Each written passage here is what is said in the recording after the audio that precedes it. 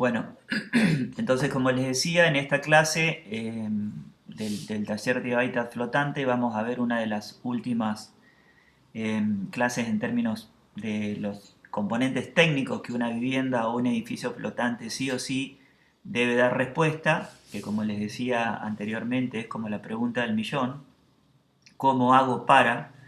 ¿Cómo hago desde una vivienda flotante, desde un edificio flotante, para no contaminar el agua en la que estoy justamente flotando?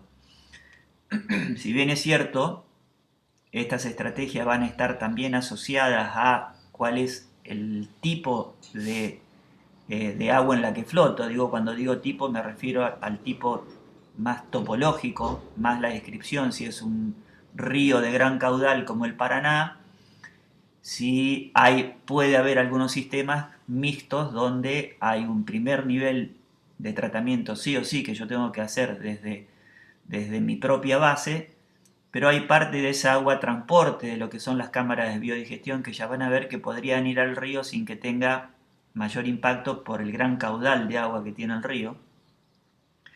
De hecho, les recuerdo que hoy, actualmente, los veleros, incluso los barcos y los cruceros, en sus dispositivos, digamos, de baños, justamente no tienen elementos químicos. No es el concepto del baño químico que uno utiliza, por ejemplo, en una vivienda, en una casa rodante, porque te contamina más el agente químico que evita la cuestión de los olores y va degradando la materia fecal, contamina más eso que la materia fecal propiamente dicha.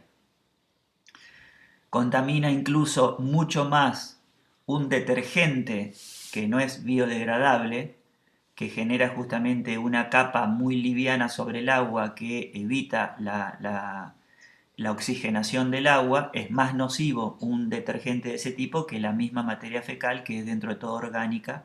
Obviamente tiene colis y tiene algunos otros elementos que perjudicarían nuestra salud si, por ejemplo, no tuviéramos un elemento de procesamiento y la casa flotante estuviera flotando en un lugar donde el agua no correría. Entonces, si el agua no correría y no controlamos ese tipo de cosas, obviamente que nos vamos a estar autocontaminando. Entonces, comparto pantalla.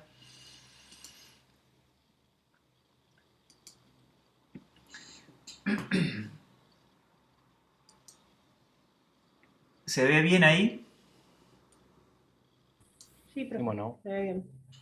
Bueno, sí, este sí. PowerPoint, como todos los que trabajamos en la cátedra, está subido en nuestra página, en nuestro canal de YouTube de Hábitat Flotante Sustentable, así que lo van a poder ver ahí, pero obviamente hay cosas que, más allá de que uno lo pueda leer, es importante que los podamos explicar. Entonces, como les decía, es muy importante justamente poder generar un control de los líquidos y efluentes. Y en este caso hay que diferenciarlos. Por un lado vamos a trabajar el control de todo lo que es líquidos cloacales o lo que se llaman aguas negras por un lado. Y por otro lado, a veces pueden estar combinados y a veces no conviene que estén combinados, todo lo que es las aguas grises o las aguas producto justamente del lavado de los platos en la cocina o incluso del lavado de la ropa en todo lo que es la estrategia de lo que puede llegar a ser un lavadero. Y recuerden que como nosotros estamos hablando de viviendas flotantes, hay una lógica propia de vivir en un lugar que no va a ser solamente un fin de semana. Puede tener un requerimiento distinto a lo mejor si el complejo que tenemos que desarrollar es un complejo turístico donde capaz que la carga de vida, por decirlo de alguna manera, sobre esas viviendas va a ser un fin de semana, lo sumo un fin de semana largo. Los sistemas pueden descansar, pero en un lugar donde yo voy a vivir permanentemente, yo tengo que tener claramente determinado más o menos los caudales de agua que yo voy a estar usando por día, cómo me va a influir justamente eso en el diseño del sistema que yo tengo que hacer para poder controlar tanto los líquidos cloacales como las aguas grises. Entiéndanse por esto las aguas producto, como les decía, del lavado de ropa o del lavado de los platos. o incluso del lavado que hacemos sanitario de nosotros mismos cada vez que nos bañamos. ¿Mm? Que también podemos llegar a estar usando jabones que no tienen un alto grado de biodegradabilidad y también shampoos. Entonces, todo lo que son todos esos agentes externos que no son biodegradables en agua, insisto, tienen muchas veces un efecto ambiental más nocivo que la propia materia fecal, o si cae un poco de agua mezclada con algún tipo de verdura o algún otro elemento biológico propio de la comida que comimos. Entonces, ese tipo de cosas hay que tenerlo en cuenta. Entonces, una de las cosas que hay que saber o recordar de cuando estuvimos estando con ustedes, no sé con quién habrán cursado instalaciones, pero puede haber sido con Rodolfo, puede haber sido con la otra cátedra, pero sabemos que esto se da. Recuerden que cuando nosotros trabajamos el proyecto, donde el proyecto no tenía conexión con la red cloacal, en el caso de una ciudad, siempre se sugería recuperar una tradición bastante antigua pero muy lógica de poner antes del pozo absorbente, que en nuestras zonas se pueden justamente hacer, antes del pozo absorbente poner una cámara séptica. ¿Por qué una cámara séptica? Recuerden que en ese momento las cámaras sépticas se hacían de ladrillos y por eso generalmente hoy se dibujan como cámaras rectangulares que pueden llegar a tener hasta 2 metros de largo por 1 de ancho, van a tener una boca de inspección y van a tener 2 o 3 compartimientos, depende de la cantidad de agua de diseño justamente de mi vivienda. Y esa agua que va a entrar ahí, que va a venir desde las cámaras de inspección, es decir, va a tomar todo lo que es el sistema justamente cloacal e incluso el otro, el vinculado con el agua del baño, de la cocina o de los lavaderos, llega a esa cámara y lo que hace es justamente permitir que los sólidos del residuo cloacal caigan y comiencen un proceso de biodigestión. Esas cámaras sépticas son cámaras que no están ventiladas. Ojo, no las confundan con las cámaras de inspección, que son huecos que yo abro la instalación justamente para poder ver qué pasa en la instalación.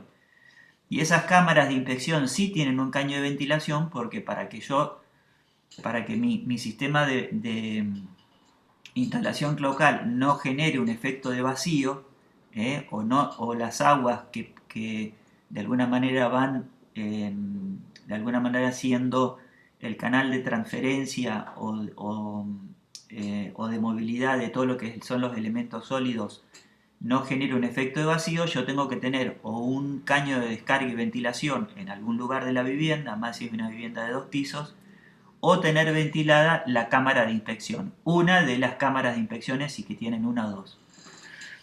Entonces, dentro de la cámara séptica, lo que se producía justamente era la biodegradación de la materia fecal, que es lo que más nos interesa a nosotros, por un lado. Y esto pasa porque en realidad la materia fecal tiene hasta un 85% de componente de agua. Quiere decir que entre el 15 y no más del 20% de la materia fecal son sólidos.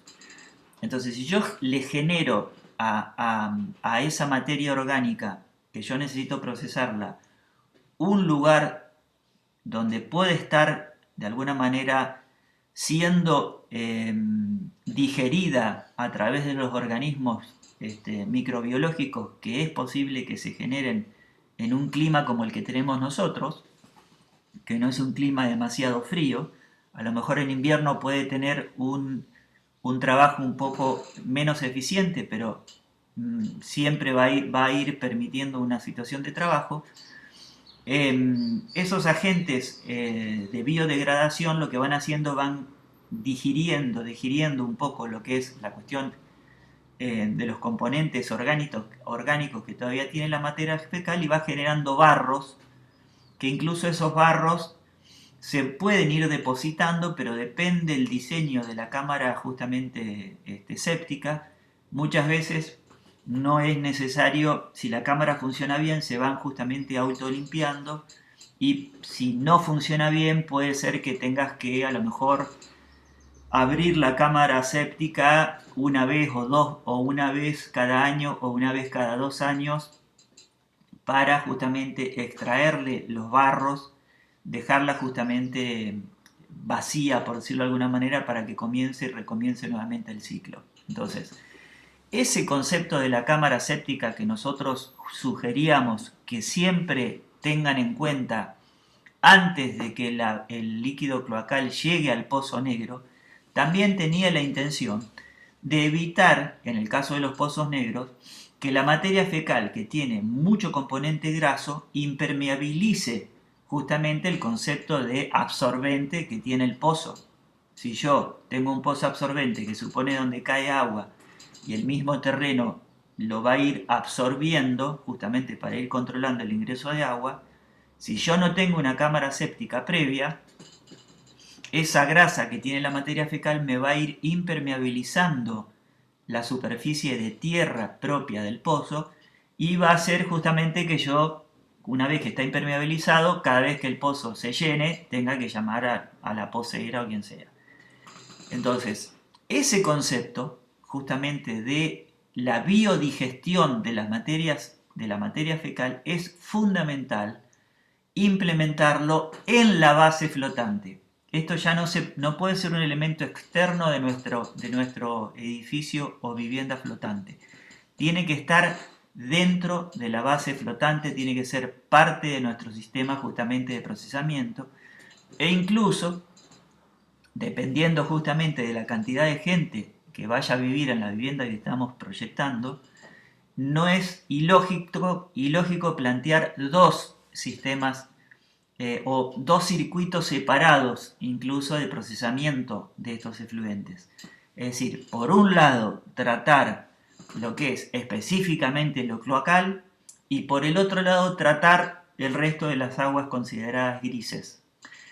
Y después estos dos tanques, que bien pueden ser dos tanques de biodigestión, porque la biodigestión también se puede ir generando y produciendo sobre los otros elementos grasos, tanto de cocina como de jabones y otro tipo de elementos grasos. También se van generando elementos de biodigestión que nos ayudan justamente a controlar ese efecto de grasitud, o que genere incluso como una suerte de trampa de grasas, para que esos elementos grasos, que en realidad son los que terminan formando la capa esa finita sobre el agua, que tiene mucha afectación sobre el agua porque impide justamente el flujo y la intercomunicación del agua con el oxígeno. Es como cuando, si uno sale a navegar o anda en lancha, deben haber advertido que a veces cuando se hacen maniobras de transferencias de nafta, de la nafta que tiene la lancha,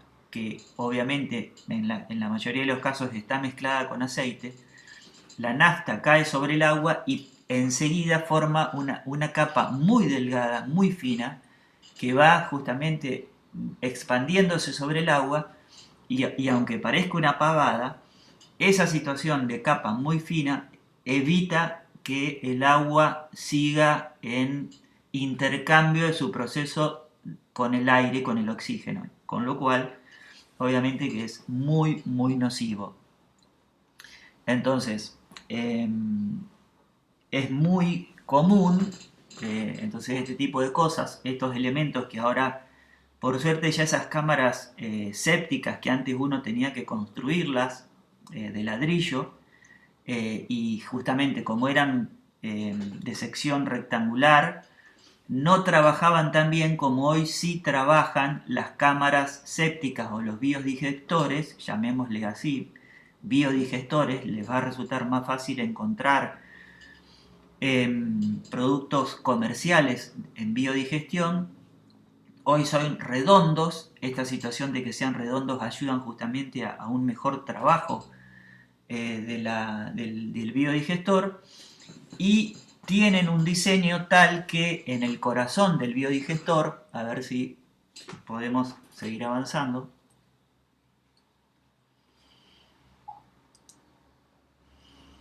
En el corazón del biodigestor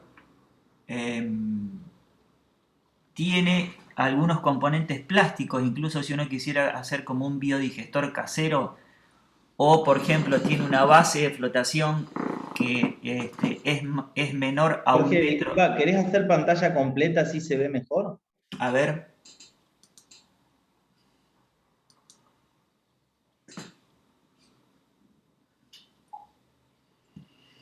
Lo tenés ahí abajo en el PowerPoint.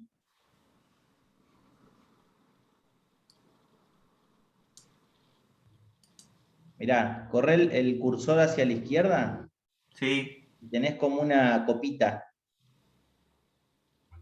Ahí. muy bien. Ahí se ve mejor.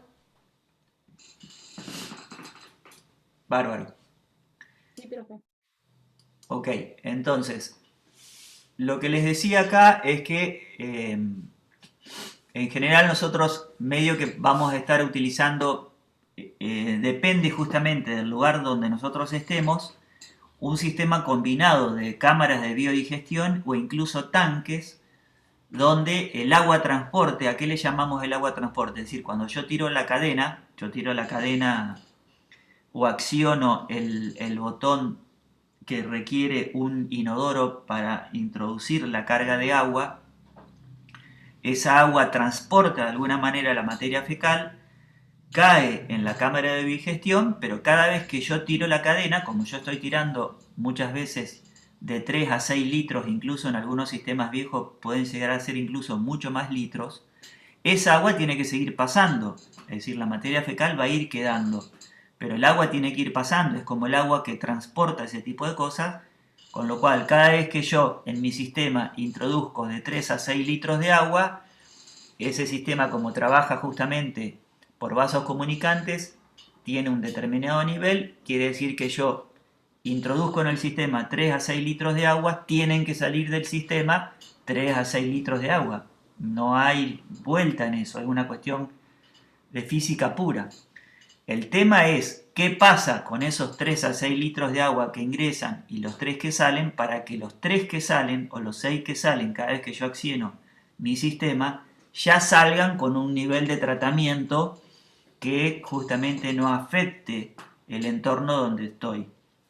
Entonces les decía que si les tocara, por ejemplo, diseñar una vivienda o un bungalow, por ejemplo, donde tal vez debido a que las presentaciones comerciales de las cámaras de biodigestión hoy no bajan de un metro 10, yo tengo que generar un proceso parecido, a lo mejor en una base de, no sé, 75 centímetros de alto, tengo que armar con los tanques, vienen unos tanques cuadrados tipo marca Tinaco, por ejemplo, son tanques cuadrados, yo puedo estar armando unas cámaras de biodigestión, pero tengo que meterle a esas cámaras de biodigestión un corazón con elementos plásticos que le permita a las bacterias justamente anclarse ahí. ¿Recuerdan cuando tuvimos la clase de acuaponía? Que el veterinario nos hablaba de que ellos en los lugares justamente donde trabajan necesariamente el lugar donde se crían estas bacterias que después transforman todo lo que son los componentes de la orina y principalmente de las excretas de los peces, los transforman en nitritos, necesitan cierto tipo de bacterias, que de hecho por suerte justamente son bacterias que no hay que plantarlas, nacen, de hecho están en nuestro ambiente y se fijan a esos procesos, pero requieren algunos sustratos específicos. Bueno, esos sustratos son bastante similares a los sustratos que favorecen, hoy ya vienen en las cámaras de biodigestión, que si uno la abre o ve un corte de esa cámara va a ver que en el corazón o en el centro de la cámara está llena de retazos de PVC, parecen botellas de PET recortadas, y son todos elementos que justamente permiten en ese lugar que estas bacterias que van a biodigerir la materia fecal puedan trabajar en forma adecuada. Entonces, ¿qué pasa?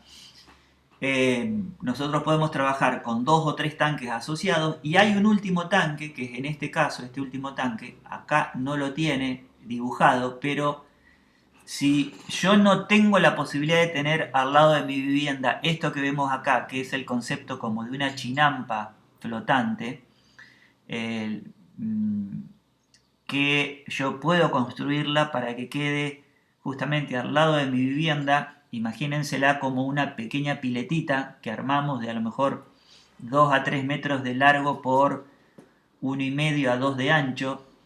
Va a tener un borde flotante, pero adentro va a tener un sustrato tal que me permita tener ahí plantas hidrófilas, plantas de las que tengamos, por ejemplo, en el caso nuestro, en el río Paraná, camalotes, podemos tener papiros, podemos tener junquillos, podemos tener los camalotes tipo repollito.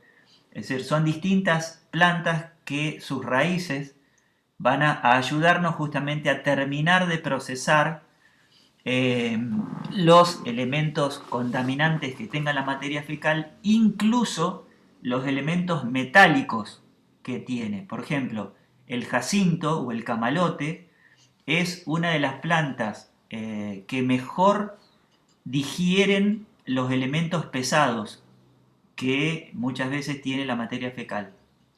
Elementos tipo plomo y otro tipo de metales pesados que no son biodigeridos. Bueno, las raíces del jacinto tienen esa posibilidad justamente de tomarlos, porque de hecho lo usan como alimento, y después lo transforman químicamente dentro de su estructura biológica, con lo cual es muy importante poder trabajar en este sentido. Si yo no tengo esta chinampa flotante al lado mío, una de las posibilidades que tengo de generar un mejor control del agua transporte es poner en la base de este tanque, que es el tanque que finalmente está recogiendo todo, como un aireador. Recuerdan que yo les dije, ¿vieron cuando uno tiene una pecera? Para poder mejorar la sanidad del agua, no hace otra, pone una bombita que distribuye en forma más o menos pareja en el fondo de la pecera un circuito de aire. Es aire. Ese aire obviamente tiene distintos gases, uno de los cuales es el oxígeno. Y esos gases vinculados al aire, pero principalmente el oxígeno, tienen una capacidad séptica impresionante. Entonces yo genero una suerte de aireador, comienzo a hacer que esa agua sea atravesada por aire que obviamente tiene oxígeno y con eso logro ir neutralizando los componentes, los agentes biológicos contaminantes que tiene el agua. A ver.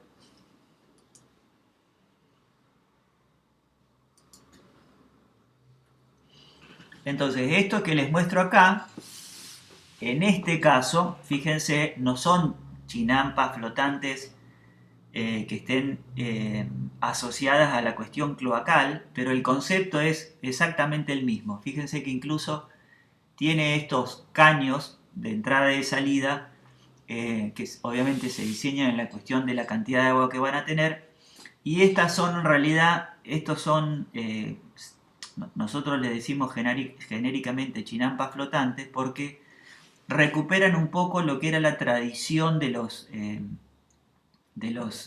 aztecas cuando ellos estaban en el territorio justamente de México Central. O sea, hoy incluso todavía se pueden ver, quienes visiten México, el DF, hay un tour sobre las zonas que eran inundables y que justamente como se habían asentado necesitaban el agua, pero a veces el agua venía y los inundaba, generaban este tipo de concepto de chinampas que en realidad no eran flotantes, pero sí implicaba que generaban en un lugar del río, en un lugar del humedal, un contorno en el cual comenzaban a tirar justamente sustrato de tierra y otros elementos, terminaban generando un nivel por arriba del nivel de inundación y todo lo que era la vinculación entre esas chinampas era justamente a partir de canoas o elementos fluviales de transporte de pasajeros. Entonces, ese concepto de la chinampa, como le decimos nosotros, es el que podría estar siendo aplicado en este sector. Lo que le muestro de este lado no es una chinampa, de hecho es una estructura destinada a la piscicultura, ¿ok? Esto seguramente está vinculado por el contexto y todo a la cría de truchas o algún tipo de salmónido. Hoy eso está bastante cuestionado porque justamente los alimentan con un montón de hormonas y finalmente la carne no termina siendo buena. Está siendo muy cuestionado la cría de las truchas en este tipo de jaulas flotantes vinculadas al lago, porque el problema no es, el problema justamente es que se crían las truchas vinculadas al lago, hay algunas enfermedades vinculadas a los salmónidos, truchas, salmones, que las controlan con antibióticos y esos antibióticos después justamente se trasladan al agua. Pasa esto, lo mismo en una situación de lago como es acá, como en una situación de mar donde los chilenos son los principales productores de salmón. Ese salmón rosado que nosotros comemos es salmón chileno, no te quepa duda, y son todos salmones que están contaminados, por decirlo de alguna manera, con,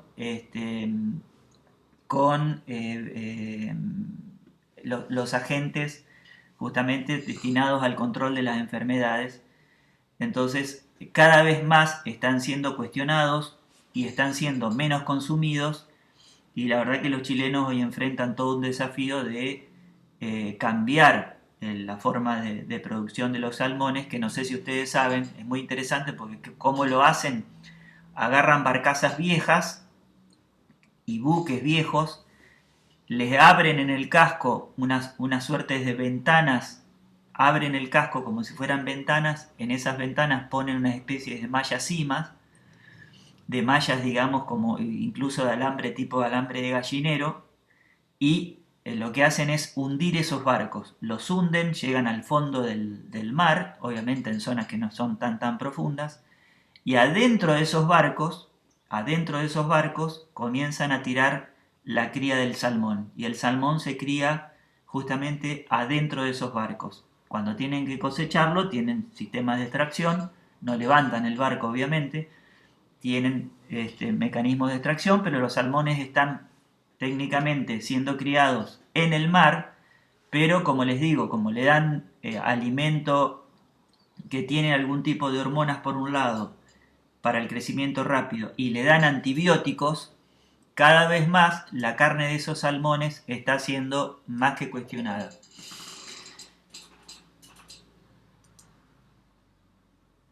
Entonces, acá es donde comenzamos ya a trabajar la importancia que tiene en nuestros proyectos trabajar esta idea, es decir, qué sentido le vamos a dar a la calle de servicio o al pontón técnico de nuestro proyecto.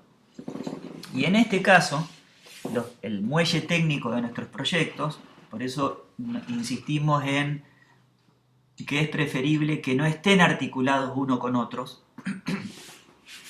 que sea un pontón de largo único, porque si yo tengo que hacer un pontón de 50 metros y decido hacerlo con 10 muelles, perdón, con 5 muelles de 10 metros, es decir, 10 más 10 más 10 más 10, en cada punto de articulación que yo tengo entre pontón y pontón, más allá que terminan finalmente rompiéndose, si yo tengo que tener un sistema justamente que trabaje por gravedad de tanques que me van a estar absorbiendo el último tramo de mi proceso de control de líquidos y efluentes, si esos pontones van moviéndose en función de la ola, van teniendo este movimiento, el caño que yo tengo que poner que une justamente esos tanques tiene que ser un caño flexible que no termina de trabajar nunca bien, y obviamente no es lo mismo que vos tengas 5 elementos que van a estar fluctuando de esta manera, que vos tengas un elemento de largo único de 50 metros, donde ese caño ya tiene una determinada pendiente, está perdido en un sistema estructural compacto, indeformable, y te va a permitir a vos, según el cálculo que uno haga, qué tipo de tanques uno pierda o disponga en ese sistema de flotación, en esa calle flotante, te va a permitir a vos tener un control final de esos líquidos y fluentes. Incluso nosotros ahora estamos trabajando un proyecto para el dique 2, en donde en esa calle hay un elemento central de unos 50 centímetros en los que vamos a estar generando un humedal construido, es decir, la idea de que en lugar de que estén en un sistema, digamos, de tanques, puedan estar vinculados a un sistema donde esa agua puede estar siendo de alguna manera recirculada y teniendo un nivel adicional de oxígeno. Entonces, ¿cómo se organizan estas cuestiones? Ya sea que así en un peine doble o en un peine simple, cada una de las viviendas o las unidades de vivienda o de bungalow turísticas tienen su sistema de líquidos y fluentes y terminan vinculándolo desde la propia vivienda a la calle central. Y luego se calcula justamente los niveles de flotación de esa calle central para que tengan una determinada pendiente natural de escurrimiento, o tengan una bomba, o pueden llegar a tener una bomba que me permita un sistema de extracción o de circulación de esa agua. Depende si yo lo que hago es terminar de recoger el agua en estos tanques para luego, a lo mejor con una bomba, forzar que esa agua llegue a la línea de cloacas, como va a ser el caso acá en el dique 2 en el puerto.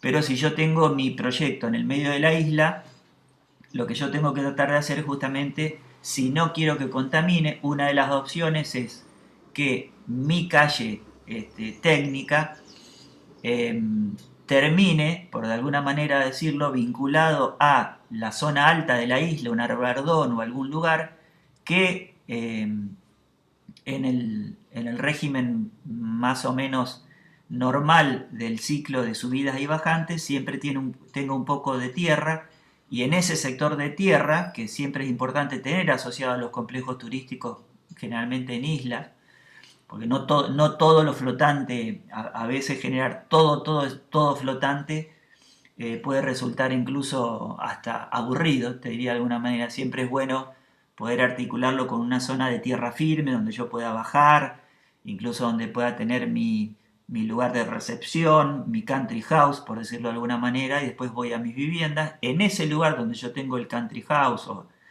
la vinculación con tierra, yo ahí puedo llegar a tener justamente un tanque elevado de agua que me provee el agua a todo el sistema, y puedo también tener uno o dos pozos absorbentes que me terminan justamente de procesar todo el elemento nocivo y contaminante que pueda llegar a tener mi sistema de procesamiento cloacal. Entonces, de una forma o de la otra, voy buscando alternativas tecnológicas justamente para que mi proyecto, ya sea que haga una vivienda individual o una vivienda en conjunto,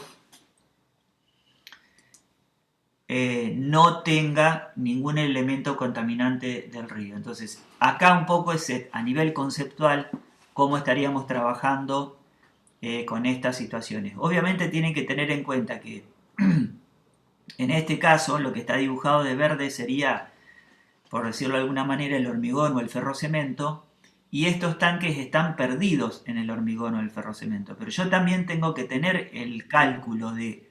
¿Recuerdan cuando en la clase pasada calculábamos un poco el francobordo? Es decir, es esa altura que tiene que tener la vivienda desde el pelo del agua hasta el piso.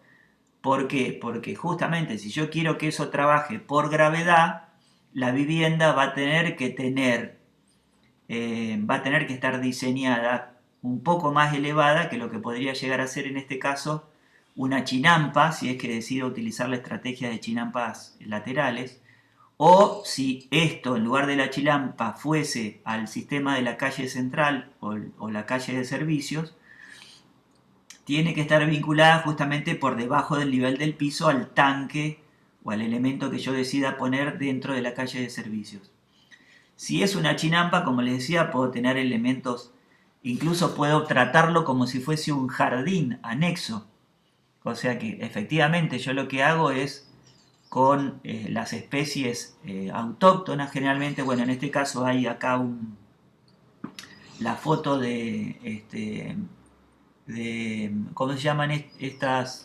De una flor de loto, que son muy bellas, pero que de hecho se pueden transferir porque ya hay tanques en la Argentina, estanques que han importado de alguna manera la flor de loto y ustedes saben que es una flor muy muy bella, que sus raíces justamente nacen en la tierra más podrida, ahí es donde mejor se desarrolla toda esa belleza del loto y por eso se utiliza generalmente la flor de loto como una alegoría de esta idea donde muchas veces la belleza o este tipo de belleza surge a partir justamente de cómo nosotros procesamos todas nuestras suciedades, ¿no? Ese es el concepto un poco, por eso uno ve a veces en los espacios de espiritualidad o de yoga o la flor de loto porque de alguna manera significa eso, como una raíz metida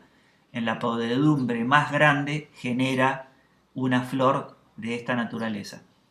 Entonces este mismo concepto nosotros podemos hacer humedales construidos flotantes paralelos a nuestra vivienda, a nuestro complejo, que terminan siendo pequeños jardines. Y depende qué ancho yo le doy, es decir, yo puedo hacer un elemento técnico que simplemente tiene ese propósito y para poder cambiarle las plantas yo voy con una canoa, con una lancha, lo que sea, y lo trabajo desde el costado, o si quisiera podría hacer esto de un ancho de 60 centímetros de cada lado, como una suerte de pileta donde yo directamente me subo a este borde, me subo a este borde e incluso hasta lo puedo trabajar con la posibilidad de ponerle un banco, una silla y hago que ese humedal construido, que es el que me termina de procesar todos los líquidos efluentes, sea como una especie de jardín vinculado a mi vivienda.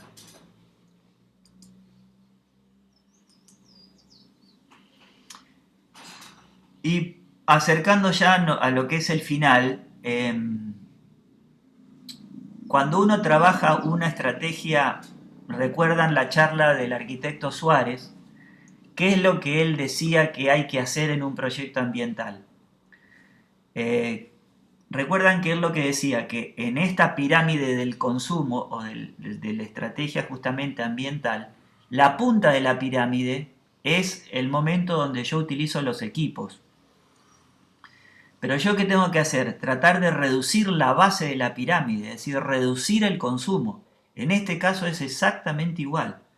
Si yo logro reducir los consumos de agua en este caso, tanto los que voy a usar para consumo, para lavarme las manos, incluso para tomar, para lavarme los dientes, si yo logro reducir ese consumo o reutilizar esa agua, justamente como en este caso, puedo estar utilizando esa agua y que esta agua vaya al depósito cloacal y luego del depósito cloacal pueda ir justamente a la cámara de biodigestión. Ahora ojo porque si yo decido utilizar este tipo de componentes vinculados, no tengo que usar jabones o detergentes o elementos que después me neutralicen o maten a los agentes biodigestores.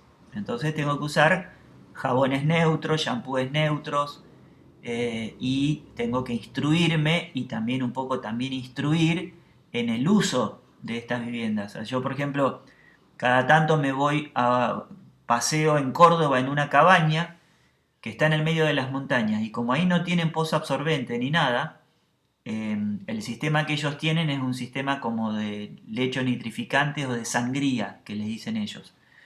Entonces es pura piedra el sector de la montaña y de las sierras. Entonces entre la piedra van tirando algunas mangueras negras que son medias flexibles con perforaciones, pero tienen mucho cuidado justamente de que el jabón con el que vos te vas a bañar y el shampoo con el que vos te vas a bañar son biodegradables. Porque si no fuesen biodegradables o yo utilizo jabones que me van a ir engrasando todo el sistema de la tierra vinculada a esas mangueras, obviamente que el sistema no va a trabajar. Va a ir impermeabilizando el suelo alrededor de los caños en lugar justamente de hacer que cada vez absorban más. Entonces el mismo principio se utiliza acá. Entonces es muy importante cuando yo comienzo a trabajar este tipo de cosas, que si yo voy a ir articulando, por ejemplo, que el agua del lavado de las manos sea el agua que va a este tanque para luego que esta agua ya tratada sea el agua transporte de la materia fecal, yo tengo que obviamente hacer que ese jabón que voy a utilizar no me termine matando a las bacterias que van a ser, finalmente van a ser las que terminan de procesar y de digerir, porque literalmente sucede eso, van digiriendo la materia fecal hasta transformarla en barros. Y en ese proceso de digestión, además de tragarse y transformar los elementos contaminantes, también van reduciendo la cantidad de barros que van quedando.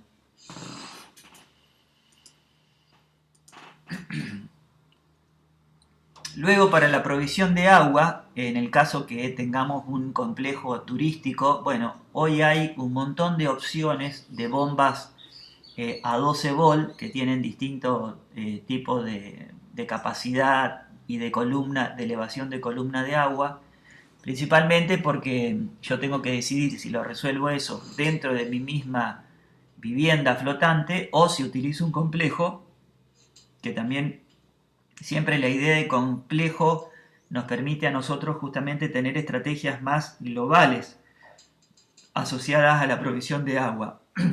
O eventualmente también puedo usar este tipo de bombas en la calle de servicios principal.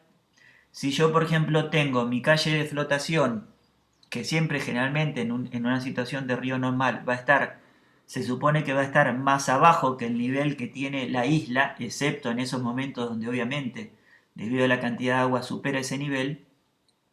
Si yo voy a estar más bajo, 1 metro, 2 metros, 3 metros, por ejemplo, hoy estaríamos 7 metros más abajo de lo que podría llegar a ser un nivel normal de isla, 7 metros. Entonces yo tengo que a esa agua que junto tanto en mi vivienda como en mi calle de servicios, la tengo que disponer en algún lugar y si no la quiero volcar en el río, tengo que subirla a la zona de la isla, a la zona de tierra firme, para disponerla en un lecho nitrificante o en un pozo absorbente, depende de lo que me permita el sistema del humedal en donde me encuentre.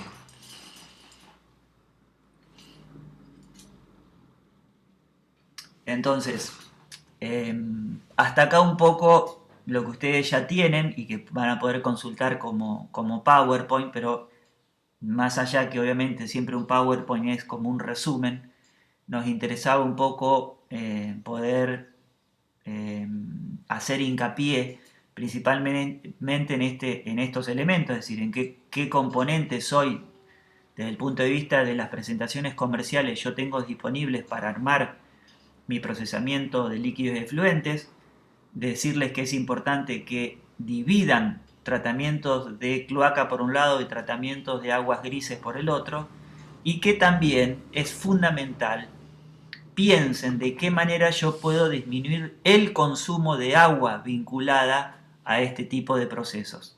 Entonces, hasta acá, no sé si Gonzalo o Rodolfo quieren agregar alguna cosa más y abrimos una puerta de consultas por 10-15 minutitos, porque seguramente podemos incluso, a lo mejor si no las hay, nos tomamos 10 minutos, 15 y después ya entramos a ver los proyectos, pero aprovechamos justamente ya que en el marco de sus proyectos ya vayan planteando o pensando cómo van a ir resolviendo en cada uno de sus proyectos estos sistemas de procesamiento de líquidos y efluentes. No, yo creo, Jorge, que está muy claro, está muy bien. Creo que sería conveniente habilitar las preguntas y en función a dudas vamos dando algunas respuestas o si es que las tenemos. Bueno, Y, Profe, yo tengo una duda que bueno, quizás no me quedó del todo claro, lo dijeron, no terminé de entender. sigan, decinos. El biodigestor, entonces, ¿debería ir dentro de la base? Sí, la idea es que siempre, no importa la base que uno tenga, ¿eh? No es excusa. Si yo, por ejemplo, tengo que diseñar un bungalow de 30 metros cuadrados y en función de los cálculos del peso y la tecnología que hago, digo, con una base flotante de 50 centímetros de alto me alcanza, porque de hecho puede ser posible, yo tengo que diseñar una cámara séptica de 50 centímetros de alto. Y si eso implica ir a una persona que hace fibra de vidrio o utilizar un tanque comercial tipo cuadrado plano, tengo que, como arquitecto que soy, conociendo cuál es el principio de funcionamiento, idearme, por decirlo de alguna manera, una cámara séptica que cumpla con ese objetivo. Y tengo que hacerlo dentro de la base y además tengo que saber que ese sector, que digamos que vas a usar, suponete que tenés una base que no tiene 1 metro de alto y que tenés que armarte una cámara séptica vos. Te puedes comprar un tanque de 1 por 60 centímetros de alto, como vienen los tanques de 600 litros cuadrados, pero ese 1 por 60, es decir, ese casi un poquito más de medio metro cúbico que vos vas a sacarle, vas a retirar un pedazo de bloque de EPS, digamos, de telgopor de la base, y vas a ubicar en su lugar esta cámara séptica, esos 500 litros kilos los vas a perder como capacidad de flotación.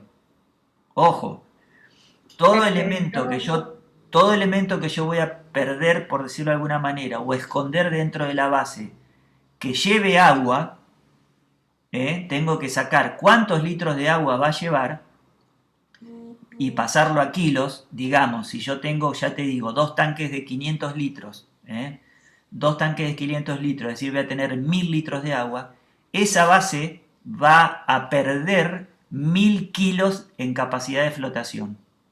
Es muy importante este concepto, porque si no, podemos creer que resolvemos la cosa con 2 o 3 tanques que después van a estar llenos de agua y cuando la base tiene que ir a flotar, me flota 10 centímetros menos de lo que yo había calculado. ¿Y por qué es eso? Porque no tuve en cuenta que esos tanques, justamente, que permiten el ingreso de agua, le van a estar restando capacidad de flotación a mi base flotante. ¿Se entiende, Ángeles?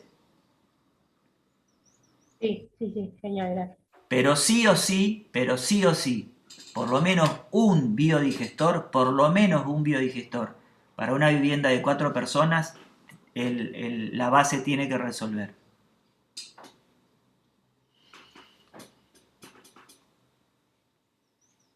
Bueno, ¿alguna otra pregunta? Conecten sus cámaras, chicos, chicas, que la verdad que verlos así en cuadradito es un embole. Tengo una duda. En el proyecto que mostraste, los pontones estaban seccionados, digamos, en la calle técnica. ¿Eso sería así o es una sola calle entera de 40 metros? Y la otra pregunta, para equilibrar los pesos del pontón, nosotros pusimos en el cálculo un biodigestor y en el otro extremo, simétricamente, otro tanque para reserva de agua. No sé si podría Sí. hacer eso o ya con el panel solar estaría bien. 250 No, litros, está 600 bien, litros. está bien. Sí, por un lado en el proyecto que yo mostré, en el proyecto que mostré, cuando se dibujó ese proyecto, sí, se dibujó como dividido. La idea es que si vamos a hacer un proyecto como este, como les dije, obviamente si el proyecto, como hay algunos proyectos, tiene una calle técnica muy larga, digamos de 100 metros, no vas a hacer una calle de 100 metros porque después es un artefacto muy pesado para poder mover, arrastra mucha agua, empuja mucha agua y si se te llega a soltar, va a tener que traer un remolcador del puerto para buscarla. No te va a alcanzar ni un yate, ni 2 yates, ni 3 yates. Es decir, eso comienza a arrastrar agua, tiene mucho peso y después no lo movés a la hora que tenés que intentar remontar la corriente, traerlo de vuelta al lugar donde estaba. Ahora, ¿qué pasa? Ya una calle de 50 metros, 40 metros si querés, por 2, 50 o 3 de ancho, es algo más manejable. Ahora, si tenés que proveer camino para, digamos, 150 metros, ponés 3 de esos. Ahora, tratá justamente, o por lo menos vas a tener que ver la forma, de que no se vinculen uno con otro, no sea necesario vincular uno con otro. ¿Por qué? Porque en ese espacio de vinculación, si está articulado, seguro se va a romper, no va a funcionar, no va a trasladar el agua en forma adecuada. Con lo cual, vos podés tener en una calle técnica, si es muy larga, podés tener 3 o 4 grandes pontones. Pero cada pontón tiene que resolver el problema de las viviendas al que está vinculado. Si vos tenés que dar vinculación de ese registro, digamos, de salida del agua cloacal entre un pontón y otro en el lugar de la articulación, siempre vas a tener problemas. ¿Se entiende el concepto? Por otro lado, está bien lo que vos decís. Generalmente cuando uno va a hacer una vivienda flotante, es muy importante, como ya lo venimos viendo, tirar las diagonales. Es decir, supónganse que estoy trabajando sobre un cuadrado o un rectángulo. Yo tiro las diagonales y voy justamente contando los pesos que tengo, pero en función de las diagonales. ¿Qué te quiero decir con esto? Es decir, que si yo tengo un tanque de agua que va a quedar a 1 metro del ingreso y quiero compensar ese peso, puedo poner un tanque de agua a 1 metro de lo que sería el fondo, pero no lo tengo que poner del mismo lado, porque si lo pongo del mismo lado genero 2000 litros kilos de un lado y el pontón se me hunde para ese lado. Yo lo tengo que poner del otro lado, pero en sentido de la diagonal. ¿Se entiende? Lo tengo que poner del otro lado, pero equidistante. Después, en todo caso, lo vemos cuando entremos a ver las correcciones, que nos podamos apoyar en algunos elementos gráficos, se lo voy mostrando. Pero por otro lado, cuando hablamos justamente de tanques de líquidos y efluentes, tampoco tiene mucho sentido si yo tengo que sacar mi sistema cloacal hacia el pontón de acceso, que un tanque esté vinculado al pontón y otro tanque tenga que ir al fondo para después volver. No, yo tengo que tener en cuenta que voy a tener ahí 2 o 3 tanques de agua, que voy a estar perdiendo 1000 o 2000 litros de capacidad de carga y lo voy a tener que compensar con la vivienda. ¿Se entiende? Porque si no, también es ilógico tener... Si es un tanque de agua que yo estoy juntando, por ejemplo, agua de lluvia, sí puedo ponerlo atrás porque simplemente lo que estoy haciendo es compensar pesos. Pero si yo tengo que resolver mi sistema cloacal con 2 o 3 tanques cloacales, porque, qué sé yo, la casa que estoy haciendo es para hasta 10 personas, entonces tengo que poner todos esos tanques juntos para que trabajen en forma efectiva y por pendiente. Bueno, tengo que saber que ahí la casa se va a hundir más y entonces tengo que ir balanceando esos pesos con la parte construida de la casa. ¿Eh? ¿Se entiende, Julián? Sí, sí, teníamos dudas justamente de eso, de los tanques de lluvia, retardadores Bueno, y en eso, todo y el caso agua. lo vemos ahora cuando sea la parte justamente de corrección. Respecto de esta parte del teórico, ¿quedó alguna otra duda más? Si no, podemos hacer un corte de 10 minutos y ya después volvemos con todo lo que es el proceso de corrección y vamos viendo ya en el marco de cada proyecto alguna duda que haya quedado en este sentido, si les parece.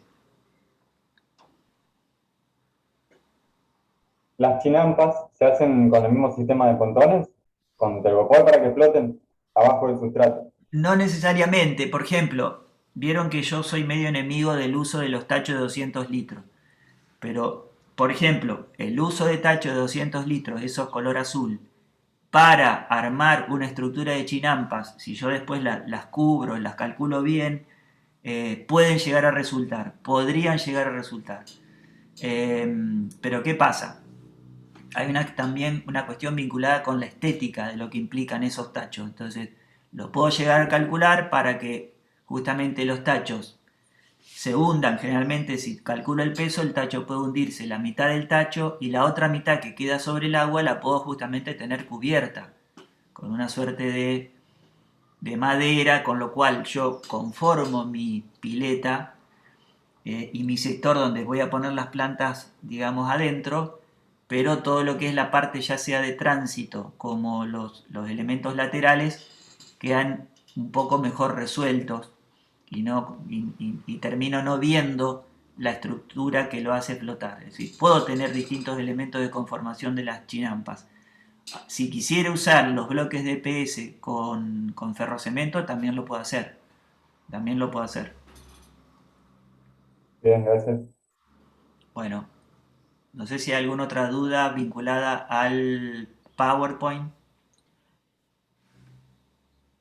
¿Mm?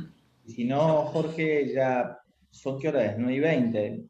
Retomamos 9:30, cosa que nos quede 1 horita y media para hacer correcciones. Dale, dale. ¿Eh? Quedamos así.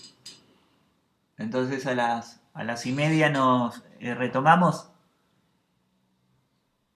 Bueno.